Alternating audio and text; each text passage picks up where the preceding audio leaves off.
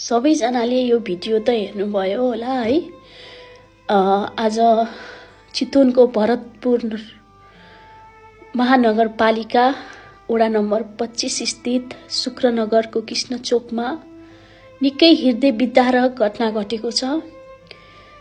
45 वर्षका उमेरका बुबा लीला राज गिरी, जसले आफ्नै सन्तान दुईटा छोरा अनि छोरीलाई खुर्पा प्रहार गरेर मारेका छन् र बिचरी ती आमा जसले आफ्नो त्यो छोरी पर्वालाई रगतथाम्य त्यो छोरीलाई काखमा लिएर मेरो छोरी बचाइदिनुहोस्, हस्पिटल पुर्याइदिनुहोस् भनेर रोइराखेकी छिन्। त्यो भिडियो मैले पुरै हेर्न त सकिनँ, निकै गाह्रो भयो। म पनि बच्चाको आमा हो।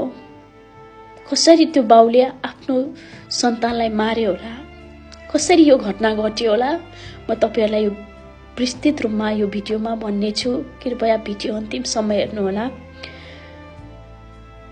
लीलाराज गिरी जो भूपू सैनिक थिए, उमेरले 45 वर्षका थिए र उनी आज बिहान 9 बजेतिर आफ्नो छोरी पर्वा गिरी जो उमेरले 7 वर्षकी मात्र थिइन् र आफ्नो भाइ दया गिरीको छोरा साजन गिरीलाई लिएर विद्यालय पुर्याउन भनेर गएका हुन्छन् 9 बजेतिर बाइकमा। तर उनी विद्यालय पुग्दैनन्, बीचमै त्यो बच्चाहरूलाई लिएर उनी घर फर्किन्छन् र घरमा आएर कोठामा चुकुल लगाउँछन्, बच्चाहरूलाई ढोकामा थुन्छन्।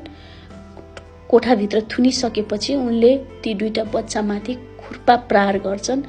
बच्चाहरू निकै गम्भीर घाइते हुन्छन् र आफू पनि आत्महत्याको प्रयास गर्छन्, आफूलाई पनि त्यो खुर्पाले प्रहार गर्छन् र तीनैजनालाई हस्पिटल पुर्याइएको हुन्छ।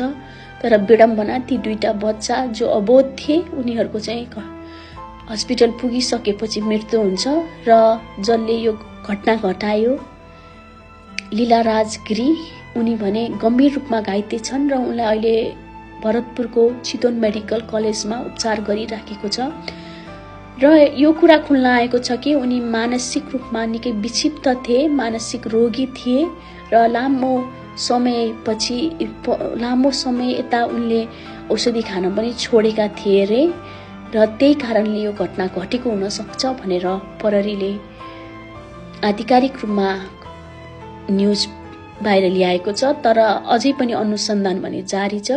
ती दुईटा फूल जस्ता अबोध बालबालिकालाई म हार्दिक श्रद्धाञ्जली व्यक्त गर्न चाहन्छु। बाबु नानी तिमीहरूको स्वर्गमा बास होस् र त्यो बुबा जसले यो काम गर्यो उसलाई चाहिँ कडा भन्दा कडा सजाय मिलोस्।